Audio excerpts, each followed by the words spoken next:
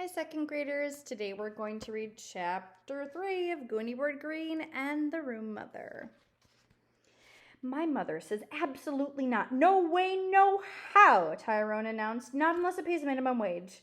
Miss Pigeon laughed. I'm afraid not, she said. Room mother is a volunteer job, no pay. She looked around the room. Did everyone ask? What did your mother say? Chelsea was scowling. My mother said if I come home wearing Nicholas's dirty, stinky sock again, she's going to call Mr. Leroy and complain. And no, she won't be room mother.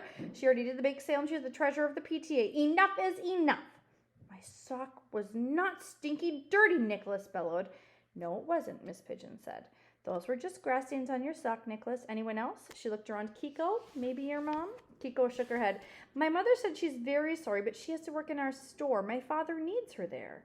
Oh, yes, of course he does, Miss Pigeon said. I've been in your family store, Kiko. Your mother works very hard. You all have hard-working moms, I know, she said with a smile. Do you have a hard-working mom, Mrs. Pigeon? Beanie asked.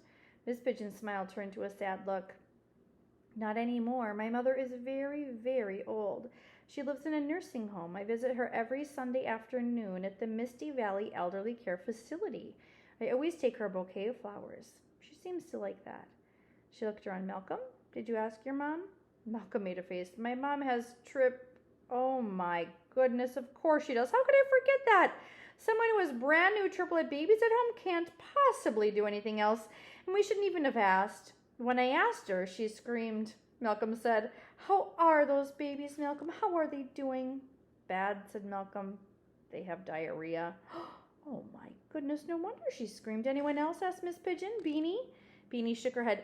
My mom takes me to swimming lessons on Monday afternoon, and ballet on Tuesday, and horseback riding on Wednesday, and confirmation class on Thursday, and violin on Friday, and she says if I ask her to do one more thing, I understand completely. Anyone else? Felicia Ann. Felicia looked at the floor and shook her head. Barry? Barry said no. Nicholas? Nicholas was scowling. My socks are not stinky dirty, he said loudly. Chelsea's socks are stinky dirty. Chelsea's underpants are stinky dirty. Chelsea hit Nicholas over the head with her spelling book. Enough! Miss Pigeon said with a sigh. She went to Nicholas and rubbed his head. She glared at Chelsea. Let's turn to our arithmetic. We'll talk about room mothers tomorrow. All of you ask at home unless... She looked hopefully around the classroom one more time.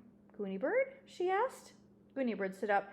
Today she was wearing a long velvet skirt and a sweatshirt with a picture of the earth on it. Miss Pigeon peered at the sweatshirt and smiled. By the way, I like your shirt, Gooney Bird, she said. Look, children, at what it says under the globe. Mother Earth, they all read aloud. We were just talking about mothers, Miss Pigeon pointed out. It's a picture of Gooney Bird. Read my back, Gooney Bird said. She turned around. They all read the back of her sweatshirt. Love your mother. Well, fine, Miss Pigeon said. I wish the Earth would volunteer to be a room mother. Unfortunately, the Earth doesn't make cupcakes. It'd be really stinky, dirty cupcakes, Nicholas said grouchily. Miss Pigeon glared at Nicholas. Did you ask your mother, Gooney Bird? Not Mother Earth, your real mother, she said. Yes, I tried to cajole her. Miss Pigeon started to laugh. She always laughed when Gooney Bird used the new and interesting word. She turned and wrote cajole on the board. Dictionaries, class, she said. Beanie was the first to find cajole in the dictionary. It's hard reading, she said. Of course it is, Miss Pigeon agreed. It's a grown-up dictionary. It stretches your reading skills. Stretch, stretch, stretch, murmured Malcolm as he picked up an elastic band. Mrs. Pigeon gave him a look. You put the elastic band down. Give it a try, Beanie. Miss Pigeon said, You can do it. Beanie stood and read the definition of cajole slowly to the class. To persuade someone to do something by flattery or gentle argument, especially after reasonable objection. So your mother had a reasonable objection, Gooney Bird? Miss Pigeon asked. Yeah, she said she was a terrible cook and her cupcakes are always lopsided, and also she has to go to China on Thursday. And so you tried to persuade her with flattery? Yes, I told her that she was a wonderful cook, and I had heard a rumor that she might be invited to be the chef at the White House, and it probably would be good practice for her being room mother. And that didn't work? Miss Pigeon was laughing. No, she said. If I were Pinocchio, my nose would be 3 feet long. Gooney Bird scowled. She meant I was lying, of course, but you all know that I never lie. All the children nodded. They knew that everything Gooney said was absolutely true. I really had heard that rumor. I said it to myself and heard myself saying it, so it's absolutely true. But she said no thank you. She did not want to be the room mother, especially if she was going to have to work at the White House, because she wouldn't have the time. Miss Pigeon pointed to the word on the board, cajole, in small handwriting. She wrote its definition next to it. Children, she said, tonight, please try to cajole your mothers. We really need a room mother with a sigh.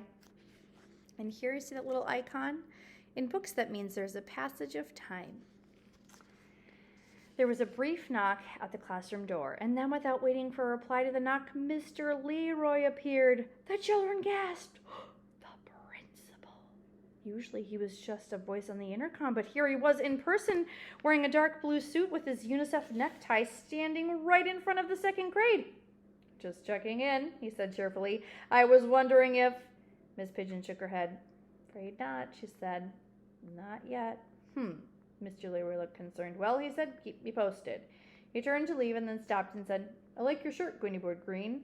Thank you. Read my back. Gooney Bird turned around. He read it and smiled. A very fine admonition, he said. Love your mother. Yes, indeed. Then he left the room. Class, said Mrs. Pigeon, who was already writing admonition on the board, get out your dictionaries.